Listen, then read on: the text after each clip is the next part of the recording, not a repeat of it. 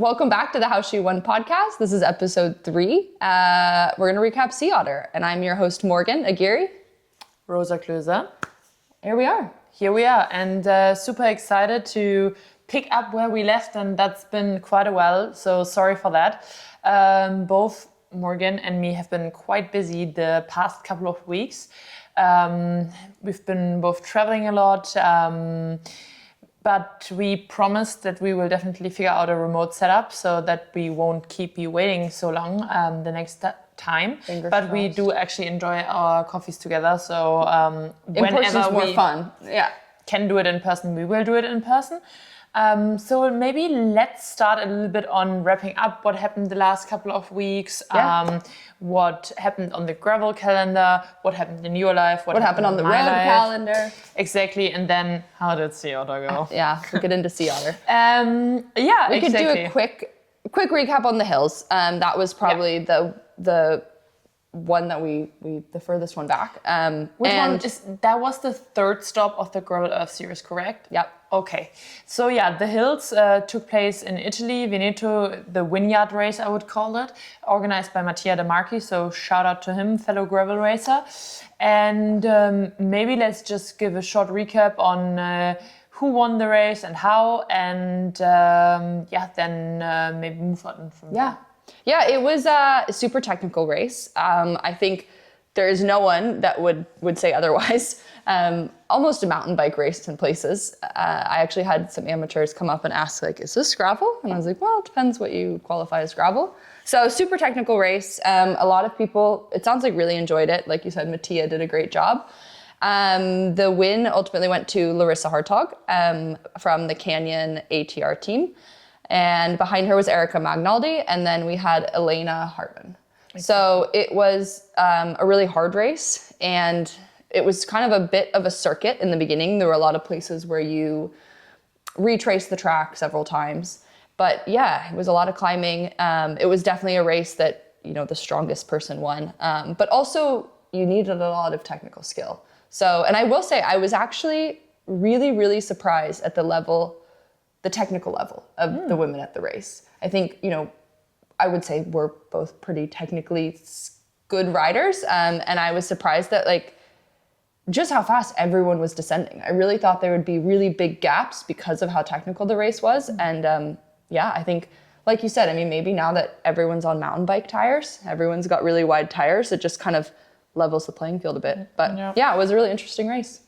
Yeah, unfortunately I wasn't there, or fortunately, however you can see it, because I was active on the road. I was doing the Gent-Wevelgem race the day after, I believe.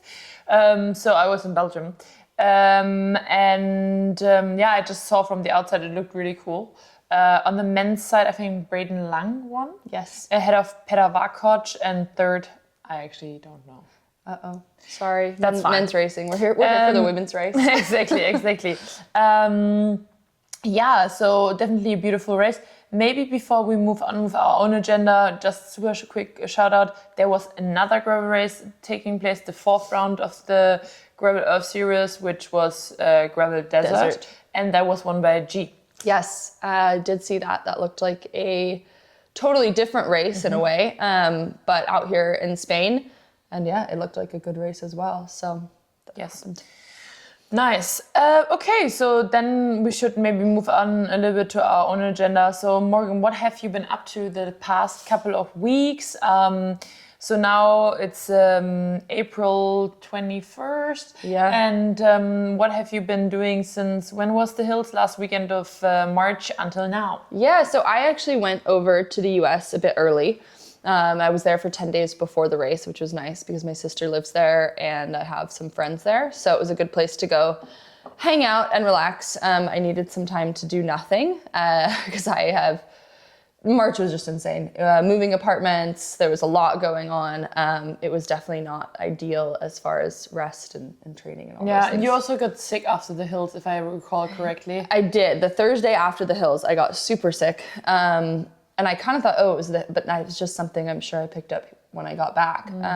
But that was a bit of a bummer. But we're recovered, we're good to go. And even more exciting was that during that time, someone was out racing a pretty big road race. So excited to hear about that. Yeah, exactly. So I decided that this year, or like that was my hope, let's say it like this, that I would start off the season a bit more on the road, so less so on gravel, and join a few of the big classics races.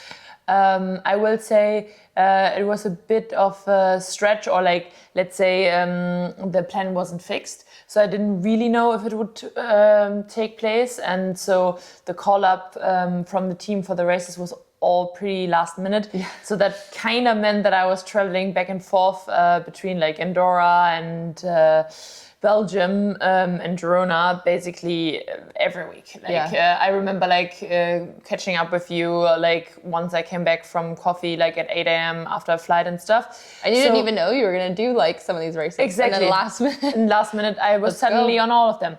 So I kind of started with Strade, then went to Milan San Remo, then did Gent-Wevelgem, the weekend of the hills. And then I did Flanders, so Ronde van Vlaanderen. Oh my God, I almost forgot about Yep. And Roubaix. But I would say, I think the highlights for me were definitely Milan San Remo, where unfortunately, none of our riders was in this top group of 5 that in the end made out the victory, due to the fact that I would say Kasia crashed on the descent of the Cipressa. For the people that didn't see it, it was definitely not a nice thing to say, but she's good now.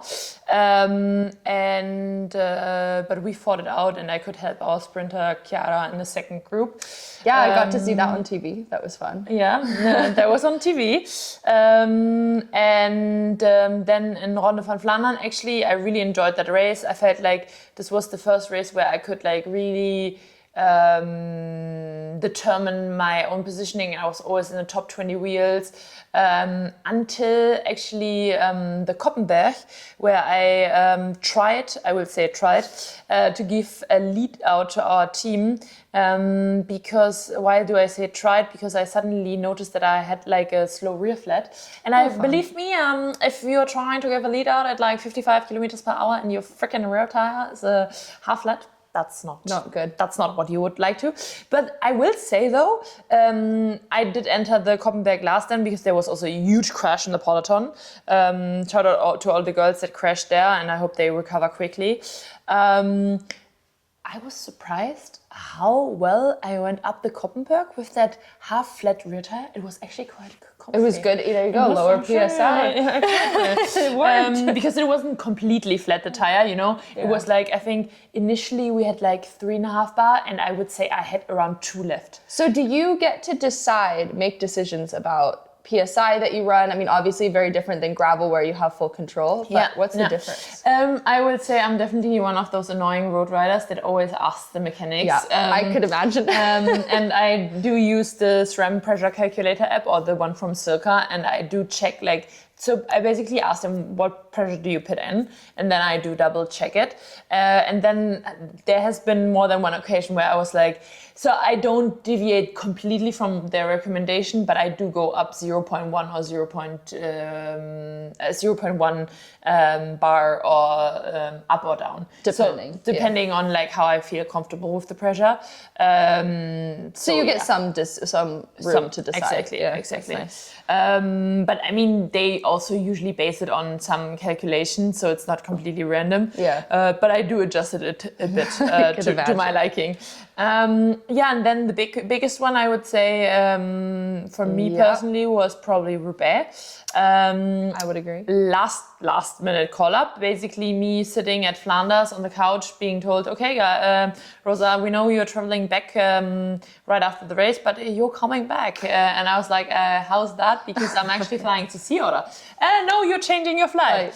So spent more than, let's say, 2 days in the Lufthansa line to change my flight. Because there were strikes. I remember seeing a message, right? Yes, exactly. Yeah. So, but actually, even before that, I had to rebook the entire flight with Lufthansa. Then the morning of Roubaix, they announced that there were strikes. Yeah. So I actually spent the time before the race in the bus trying to rebook my flight so that I would even get to Sea Otter in time. Yeah. Because they actually suggested a Wednesday flight for me, Morgan, so that I would have basically arrived like the just day rolled of right to the start line. Yeah, exactly, just from the plane. Yeah.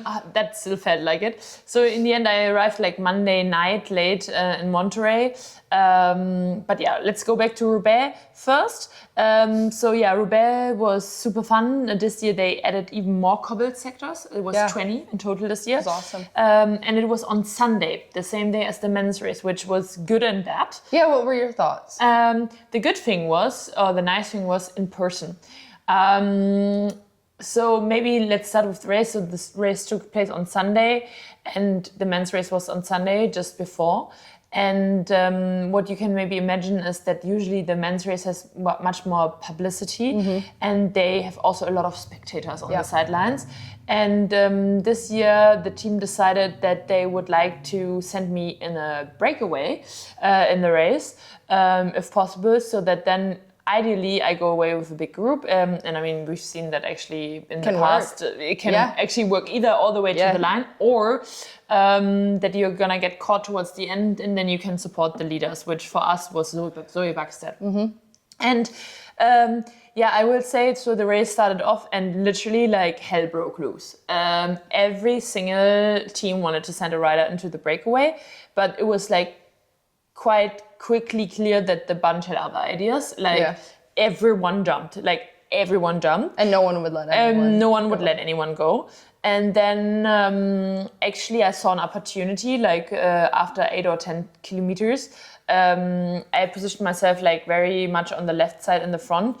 And I noticed basically from kilometer 1 from the gun that Visma was doing an amazing job for their leaders, really positioning them in the front. Right. And I was like, okay, so who's not gonna immediately jump with you when you attack? And that must be a leader of a team. So I saw that opportunity and kind of positioned myself right on the left of the train, but just with enough space so that when I jumped, actually Visma decided to take the left of the road. So it was kind of blocked, and I jumped kind of when I was really at the front of the peloton. So I kind of was already ahead. Which was amazing because I got a gap, but that also meant, I guess, no one really could jump with me. Then I must say, though, it was really a battle because the bunch was directly chasing me like crazy. So I did a pretty good 5 minute that I wish I had at Sea Otter. But anyways, and then I actually continued to do my second best 90-minute all-time power. I would say I feel like a breakaway rider really suits you as a rider because you have the punch, but then also you love to just get down, get aero, and I actually checked my data, and I will say though, in the first part of Roubaix, so I did the first 4 cobbled sectors by myself, but at the start it's still a lot of road, and you're on those 34mm tires, you're alone, there's a lot of crosswind, headwind at the start because it's quite twisty. Towards the end it was almost only tailwind, because it's actually kind of a straight line from Dinner, where it starts for the women, to Roubaix, but actually at the start you do kind of a loop like this, so you're actually first in the headwind and everything, so it changes quite a lot. And I will say I definitely would have wished for some company. I did 90 minutes at 41 kilometers per hour average by myself, and you can imagine how many watts you lose there. But it was still an amazing experience, I will say this, because the French fans, they're just different. I bet with you, no one on the sidelines knew me, but everyone was screaming my name, but they were screaming Maria Rosa, because I think in pro cycling stats, I don't know what they twisted middle it. name so it was so sweet, and I heard them screaming, but I think that shows what a deep level of fanship there is. A lot of passion in France, because they actually go to pro cycling stats and they check who's that rider in front, you know? So that was so sweet. And and unfortunately, pro cycling stats was probably one of the only ways that we could find out about what was going on, because we couldn't actually see you in the first part of the race. The race, unfortunately, decided, as so happens often enough, that the women's race would only have 90 minutes, the last 90 minutes of the race covered, whereas both the men's and the U23 race had their entire races broadcasted. Yeah. So that was kind of the only way to figure out what was going on, was reading those little updates about Rosa Closer. Yeah, that was actually quite unfortunate. So it was really, I think, only the last 50 Ks max that was broadcasted, which was also partly due to the fact that we raced on the same day as the men's, because the broadcasters wanted to capture the finish of the men's race and apparently didn't have enough resources to have like a second camera crew there to capture the women's race, which honestly is very unfortunate, because the move towards this Sunday Roubaix for the Femme was to have more publicity, but then again you're taking it away from the teams and from the riders by only broadcasting the last like 80 to 90 minutes, which honestly is unfortunate. But yeah, so the breakaway lasted until like kilometer 70, 75. I was caught by I think a group of 50, 60 riders. Still felt actually decently fine and managed to stay with the front group until Mont-Saint-Pével. I will say there was a lot of nasty crashes along the way that I was fortunate to avoid. And then on Mont-Saint-Pével, Franzi Koch, the later winner, decided to just go full gas locomoto and put some serious damage into the remaining bunch.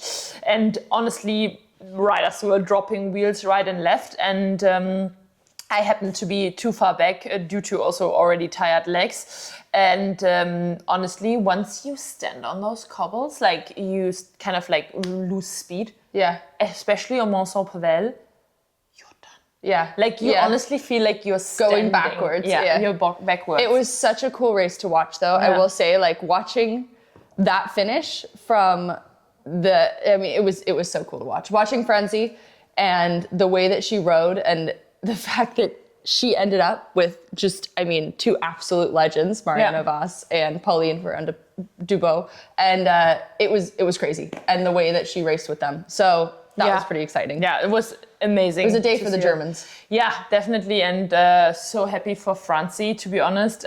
She's been this superior, high-level domestique for years now. So people only see her now really with Demi, but she's been actually doing an amazing job with Pfeiffer Georgi all these years. Quite a lot of experience. At DSM, and also even I think when Lorena was still there, I think she was the second last lead out rider. So she's been actually on fire for a couple of years, but now she's getting her own opportunities, and we love to see it. It's cool to see it come together. Yeah. So onto the main event. Onto the main event, which was Sea Otter. So maybe I can just say from my side, how'd you get there? It was insane. So as I said, my flight was cancelled the morning of Roubaix. Somehow managed to rebook it for an afternoon flight on Monday. I was driven by the team because all the way from freaking Roubaix to Frankfurt in the night.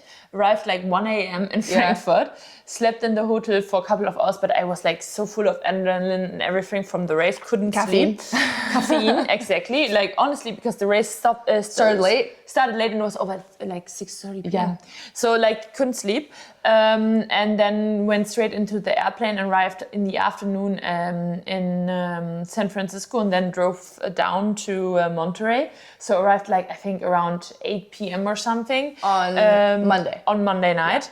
But I was like so done, and I thought like, okay, stay up 2 more hours, and then you go to bed at 10, that's perfect, then you wake up the next morning at 5 or 6, that's fine, like but little did you think I woke up at like 2:30, and that was a trend then for the next 3 days before the race, because jet lag hit me hard. Yeah, I heard that actually from other people. I think that the difference of that 3 hours, like usually we're traveling to the middle of the US or to the East Coast, but the difference usually is 7-hour time difference, or what is it? Yeah, 6 or 7, depending where you are. I think the extra 3 hours really throws you off. Yeah. So I luckily, because I was there early, had time to get over that.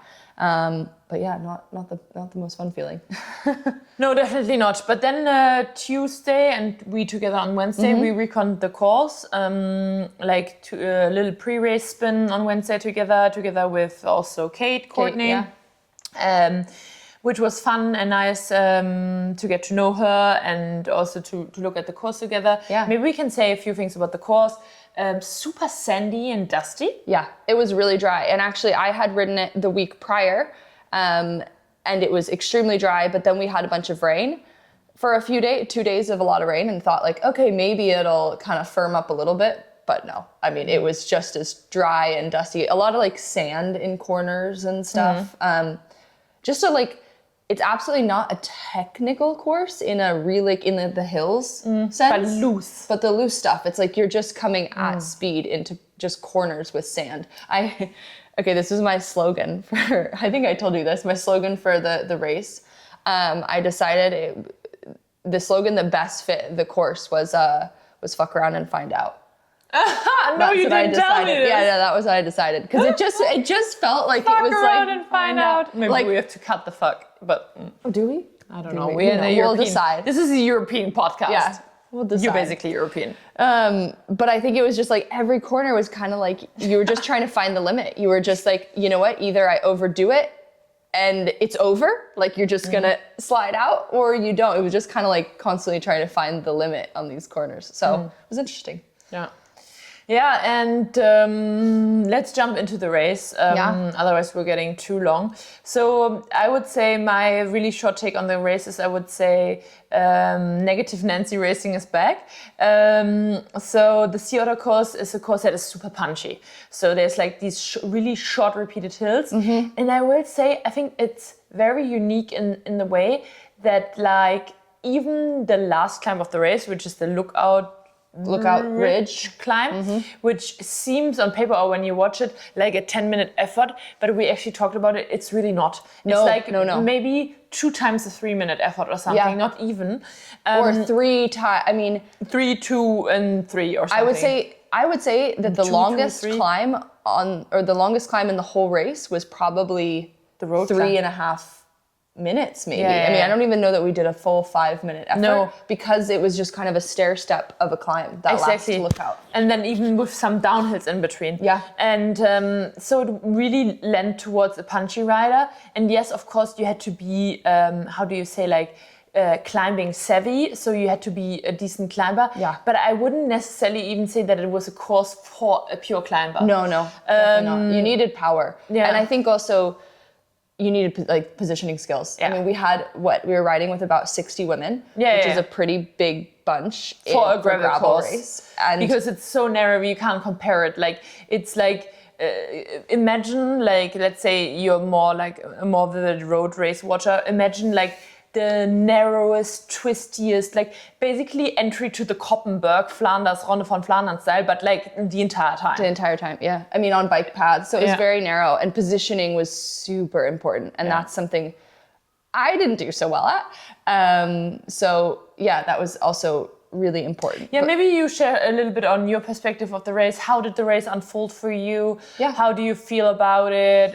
What's your take? Yeah, I think, well, and we already kind of mentioned that it was a super tactical race, which did lead to a lot of negative racing. And I think it was you were either doing like nothing or VO2. Like there was just kind of felt like there was really nothing in between. And I think from my perspective, as someone who was actually not in the front for most of the day, from what I saw, it kind of felt like everyone was afraid of everyone. Like I will say, this is the first race where I really thought like there wasn't anyone, at least from what I saw, that seemed overly like confident in their ability. There wasn't like one rider that was like, I'm gonna go off the front, or I am just like that. This really felt like the top riders, like everyone's just fighting for that 1 to 2%. Like it just felt like the level is so high and the margins are so small that it led to a lot of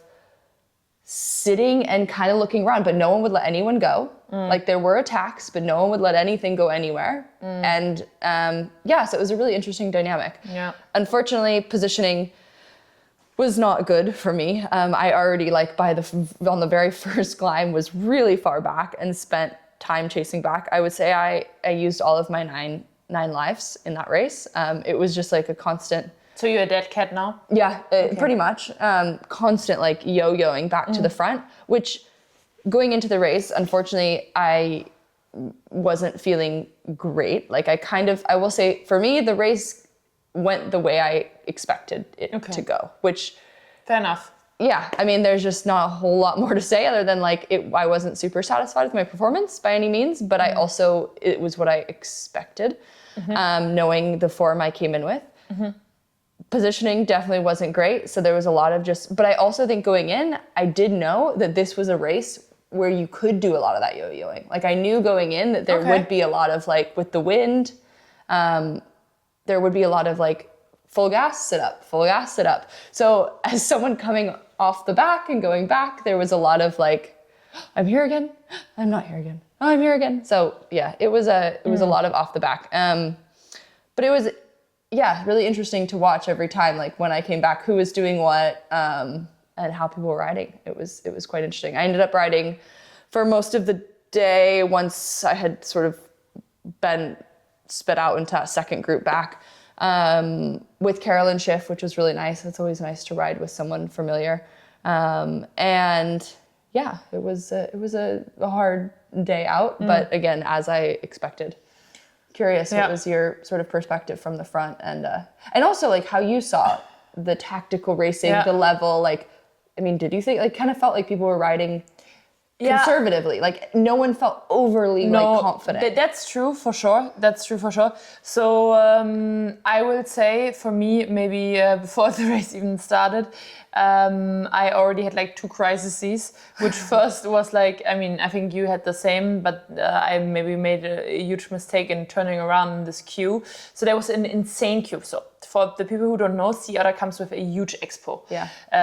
We will also share a few words on this expo. It's definitely, I think, a fun expo where almost like everyone and every brand that you can imagine in the cycling space is literally at that expo. Yep. So if you're keen to learn about like new products, new trends in the cycling industry, go there. Like meet people, this is the place where you should go. Yeah. And I didn't expect it to be that big. And so from what I was communicated, the Thursday is actually the Elite Pro Race Day. So, and it's the first day of the expo. And the race for the men started at 10, for the women at 10:30. And I think the expo low-key opened at 9 that morning. Yeah. So I definitely didn't expect there to be an insane amount of traffic. And I feel that I should have told you. I was warned that the traffic can be crazy. But like with crazy, I literally mean I left my house or like the place I stayed at in Monterey at 8:35. It's usually like a 20-minute drive. Yeah. So I was like, okay. Probably took you an hour. Morgan, I arrived at the venue at 9:40 because I was in the queue and eventually I panicked because I was like, I'm gonna miss the race. And then I luckily called our friend Sophia Sugar, shout out to her, who re-navigated me because apparently there was a back way, which South entry, which I also didn't know about. And then luckily I met Jan from Canyon, shout out to him, who literally went to the parking guard and he said like, this is Rosa closer. She's one of the programmer races here. You have to give her a parking spot, otherwise she's gonna miss the race. Morgan, my heart rate was already on 180. Yeah, I heard about it. I didn't look at the start finish yet because it was like locked the days before. I was like, I will do it in the morning because especially the finish has like some tricky technical like sandy lines and I wanted to like see which one I could take.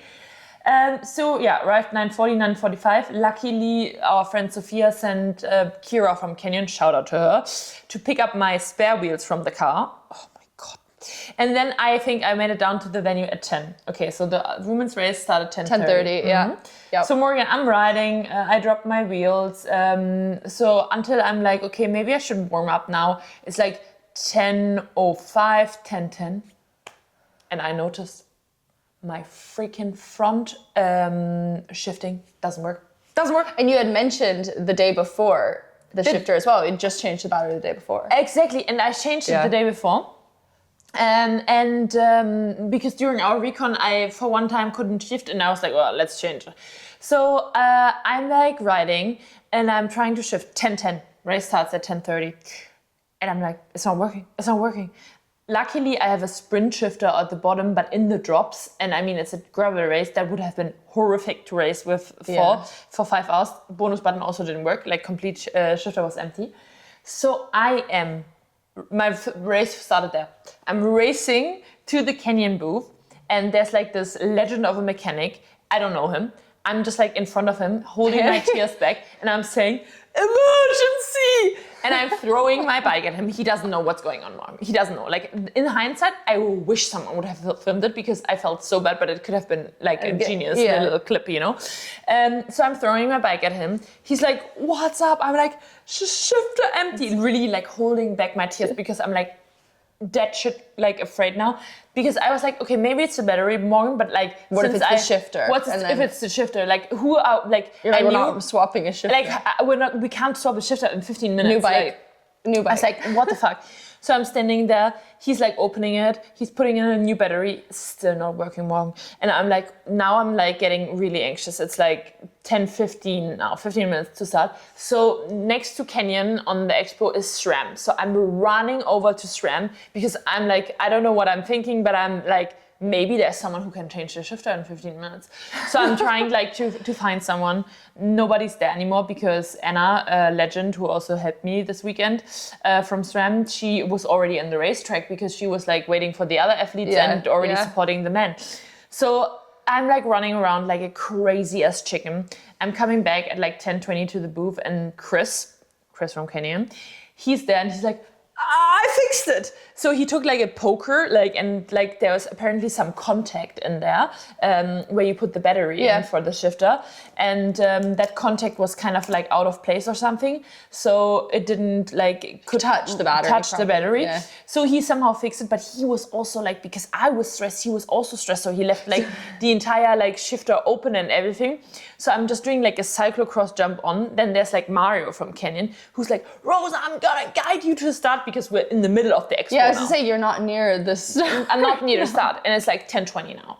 So 10 minutes to start. So he's like running, me on the bike, he's running through the expo and he's like shouting, out of the way. Everyone like goes out of the way. I feel like such a drama queen. And then I make it to the start at like 10:23 with 7 minutes to spare in the last row. Yeah, I remember seeing you back there and thinking, interesting. Also interesting choice, because that race, Sea Otter, it starts with like a really punchy, like kind of 1 minute full gas climb. And you kind of want to be positioned in the top 10 wheels because you're going straight into a descent. It's really wide. It's like a big, wide racetrack. And But of course, if you start in the last road, you do spend a few beans to actually move around the bunch to get up. So if you can choose, you wouldn't start in the last row. Yeah. Especially with due to like respect, you mentioned the level. Like the level in gravel racing really like increases. But of course, like usually the riders in the last row are like maybe also people that do it like not as professional or not as full-time riders. So that was my heart rate was already like beyond the roof. You were warmed up. I was warmed up. That's the only positive thing. And I did manage to do what I was set out. I entered, I think, in position 5 to 8 into the first turn, no problem. I had that punch to make it up there, so that was fine. I will say, as I mentioned before, I mean, I also don't want to find too many excuses because I feel like as a professional rider, like, yes, it was a crazy turnaround with like maybe 72 to 96 hours between Roubaix and Sea Otter.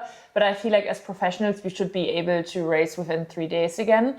But I think it's valid to point out things that, were less. Yeah, like it was a big block. Let's say if Sea Otter would have been my target race, like an Unbound or Tracker, I can absolutely not recommend that to anyone. Yeah. You shouldn't do that.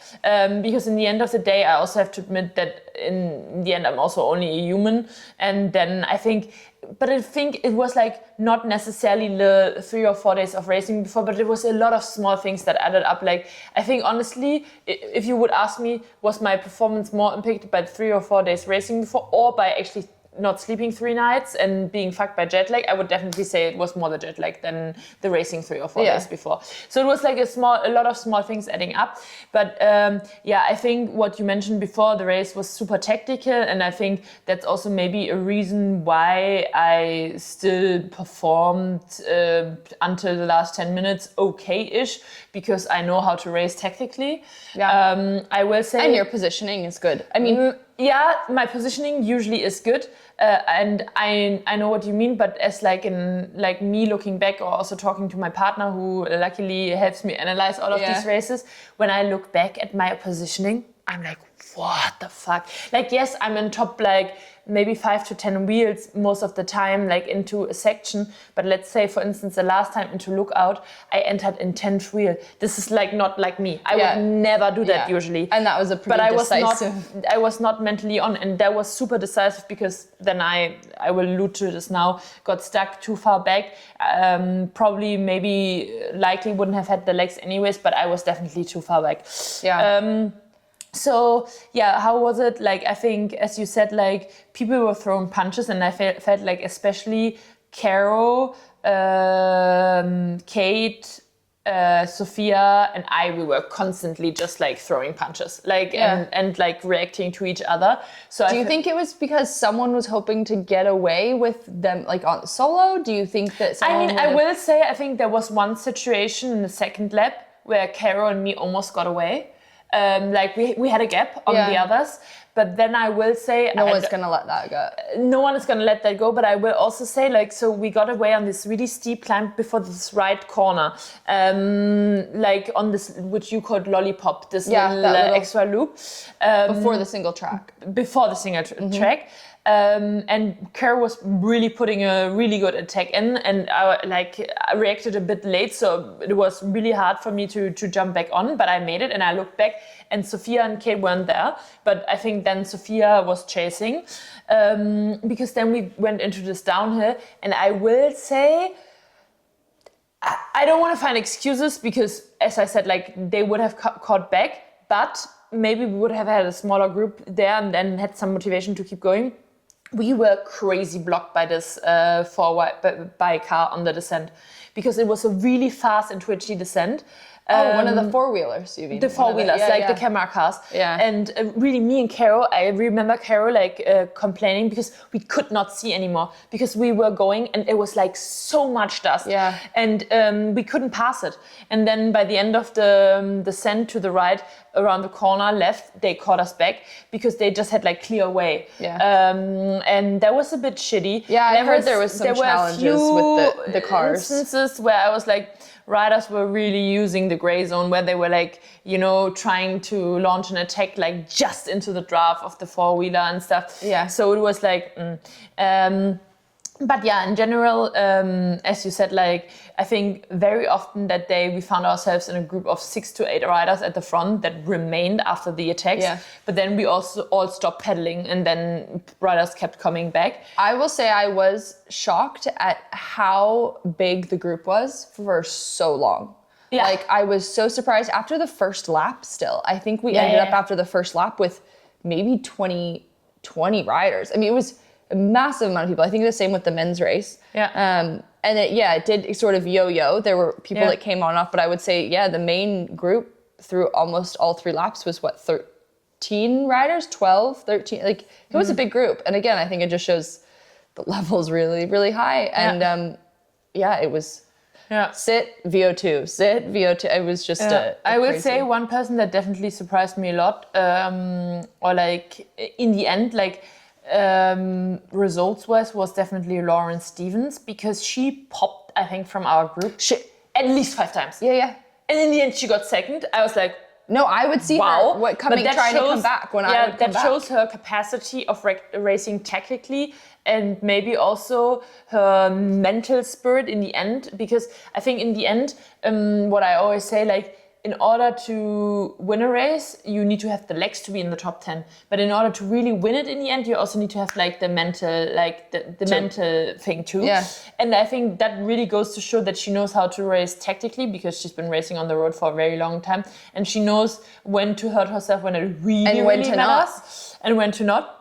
But I will definitely say, if you would have asked me after the first 2 laps, would she be on the podium? I would have said like, are you the Lulu? I agree. Like, So shout out to her. Like, honestly, great result for her. Yeah, and she definitely knows when to use energy and when not to. I mean, a lot of racing experience. Yeah, okay, it's just to wrap up on my own experience. I think if you were to rewatch the race, you could clearly see I didn't have great mental focus. I made a lot of mistakes completely on my own shoulders. The second time up, so the first time up the climb, as you said, like I was like, that's all you guys got. Like I actually in the first climb, I was like sitting in, I was like, okay, let's see how they're going. And I was like, okay, I will attack on the second lap up here, because while I was like tired and exhausted from the travel, I still felt like, okay, I mean, if this is what we're doing up here, I can top that. And then on the second climb, I walked.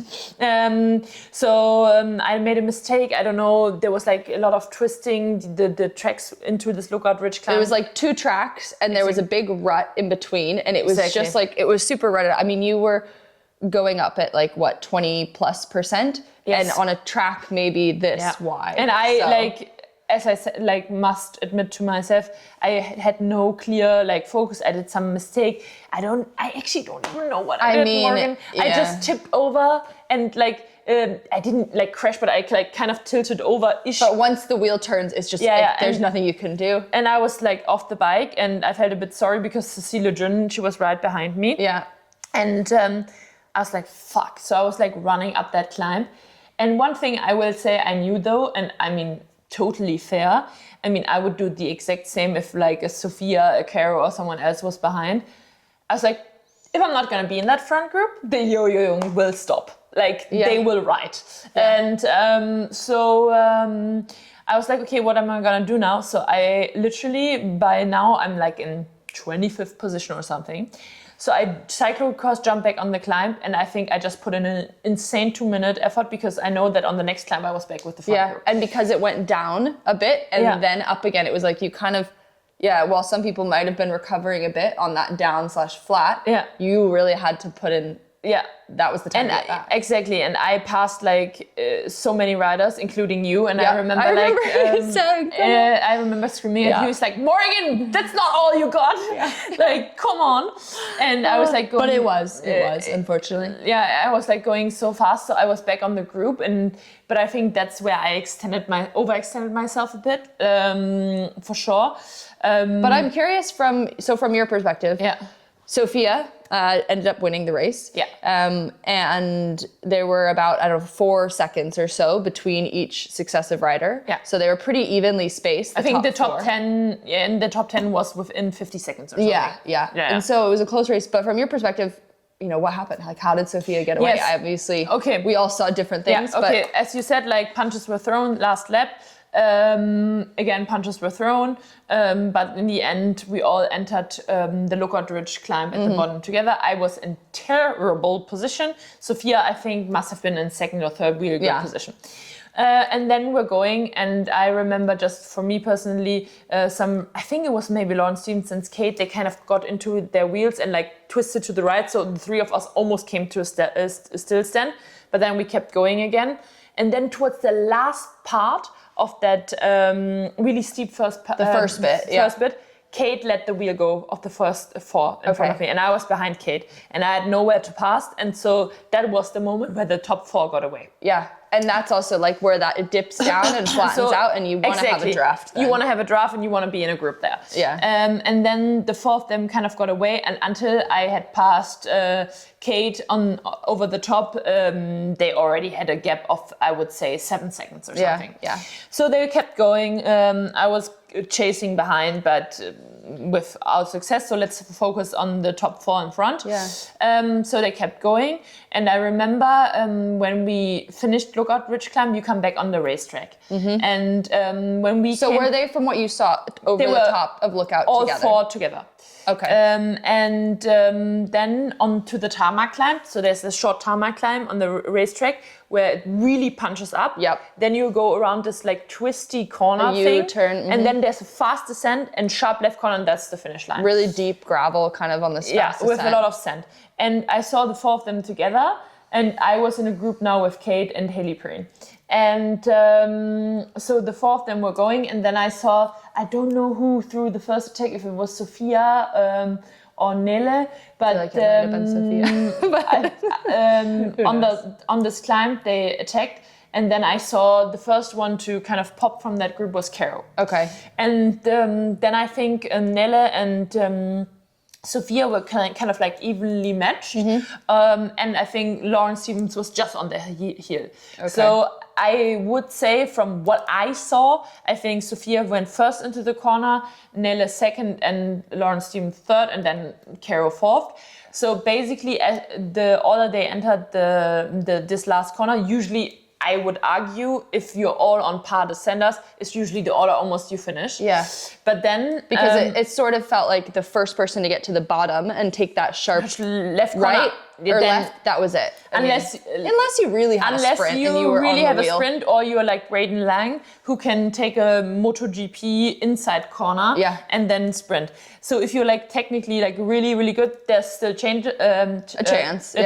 For instance, Kate Courtney, she was also like, we were like, for us, it was in my little group of 3, it was Haley who entered the descent first, then Kate, and then me. And actually, Haley was ahead, and then Kate cut her. Kate in the corner. Cut her in the corner. Exactly in the corner. Oh, wow. She cut her, and then Haley had no way to go, and she got 5th. So Sophia was first in the descent and first in the corner, and then won. And then I think Lauren Stevens caught Nelle on the descent and cut her in the corner, or like actually already before. I think she overtook her on the descent, and then she came in the corner first. I will also say that Lauren Stevens has a pretty decent kick, I think, in the sprint from what I've heard. Yeah. So she finished second, then Nelle third, and Caro fourth. Yeah, so everyone that came, basically how in they the order came around that corner was how they finished. Yeah. So it's not there. It's really about who's first around this chicane. The chicane on the top. That's basically where the race. You can maybe change 1 or 2 positions depending on your technical level. That's where it was won. But that's where the race was won. On the chicane. And we Sophia is super good at positioning, and she has also a decent kick. So, but it just is so interesting. I mean, she's been obviously racing for a very long time, and she's just smart. Like, she races a bike very smart. She knows what she's doing, and she knows how to win a race. So I think that was interesting. I mean, just because I think, like you said, all day, if you had seen how everyone was riding, it didn't feel like any one person was way stronger than the other. No. But she knows how to use her matches when she needs to use them. And so, it was And I would say, even for me personally, I definitely wasn't the most aggressive rider, because I also knew that I was like already fucked before the race. But if you would look from an outside perspective at it, for me, personally, the most active rider in the race was probably Caro Migon. Okay. Because she really wanted to force splits and get away, and she knows she's a super strong rider, but she knows she doesn't have the best punch or the best sprint in the end, which is totally fair. So it makes sense to want to get away. It makes sense to get away. Definitely there. That's how the race was won, and I think it's fair to say that both of us didn't have the greatest day. I don't know. I think you still finished in the top 10 of the Lifetime Grand Prix still? Nah, I was in 12th. Yeah, okay, so close enough. So we got some work to do. So both of us love the pressure. And so while we didn't maybe have the start to the Lifetime that we set out to have, it's a long season. It's a long season, and in the end, we can only focus on the future. On Unbound. Quick shout out to the men's race, we mentioned it, but Braden Lang won the men's race, which was really exciting, because I think it's Keegan who's won the last 4 years. That I don't know, but I think that's very likely be true. Yeah, it's kind of exciting to see someone else take the crown. Yeah, definitely. No, that's cool, and definitely also I think the race also, like in the women's race, went down until like the last chicane, basically, from what I heard. It was very technical. They said also, I think, rolling around with a huge group for a while. Yeah. So it was Braden first, Keegan in second, and I think Alexi Vermeulen in third. Yeah. So there's our little shout out to the men's race. Yeah, and also like I think the same as in the women's race, I think at least the top 5 to 10 were within, like the top 5 were definitely within a minute also. Yeah, it was close. Yeah. So on to the next. Obviously the next Lifetime race you mentioned is Unbound, but before Unbound we have the Traca, which is a big one for us Europeans. And it sounds like the Americans are coming over too. So. Yeah, exactly. So that's definitely super exciting. I also just realized I just called myself European. I am in fact American, but I get confused. Yeah, she's an integrated European. But the cool thing with the Traca is that it's one of the most beautiful racetracks, I would say. Yeah. Super diverse. Super diverse, very technical, which we love. But the only thing that I will say about it, which is a little bit of a pity, is that the field will be a bit split because we have 2 main distances, which is one the 200K distance and the 320 or 360, however you want to call it. Which I think is a bit unfortunate. I still think at this point, Gravel Earth Series needs to decide which race is the race. Which race is the pro race? Like I'm so happy for them to have like 3 different distances. Totally. 4 now with the 560. True. But just decide which one is the elite race because it's so much more fun when everyone's racing the same race and then you don't have to make that decision, right? Yeah, because it's super hard. Like especially, I would say for me, like I'm still at this point so torn between the 320 and the 200 because different competitors are lining up at different events. But from what I'm understanding, the live coverage will be at the 320. So for me as a pro racer, that's like also where my sponsor's interest lays. In having actually race footage like of the race and being able to follow the race. And that's honestly for me the main decision why I'm drawn to that distance. But at the same time, they're both highly competitive races. And I think splitting the field, especially in the women's bunch, I feel like, because it's going to be then like 30 races here, 30 races there. It doesn't make sense for me. Yeah, it's a bit unfortunate. So it'll be an interesting race. We'll both be racing the 320 at this point, and that's a difference from the last 2-3 years. So that'll be new. Longer distance, I think good prep for Unbound. Yes. And we've got a lot to get ready for. It's gonna Traca Week's always a bit crazy. Yeah, it definitely is. But we will promise to ride after Traca, and this time, honestly, the day after, we will do our pod and then also upload it already on the weekend. Yeah, so we'll have some updates. Promise. And if we don't do it, mail us for it. Okay, perfect. Then we hope that you guys enjoyed this episode. The recap. Though it was pretty long. Yeah, we had a lot to recap. And let's hope that Morgan and I will be both back to kicking ass in the next races. Oh, fingers crossed. We'll catch you on the flip side. Thanks. Bye. Bye.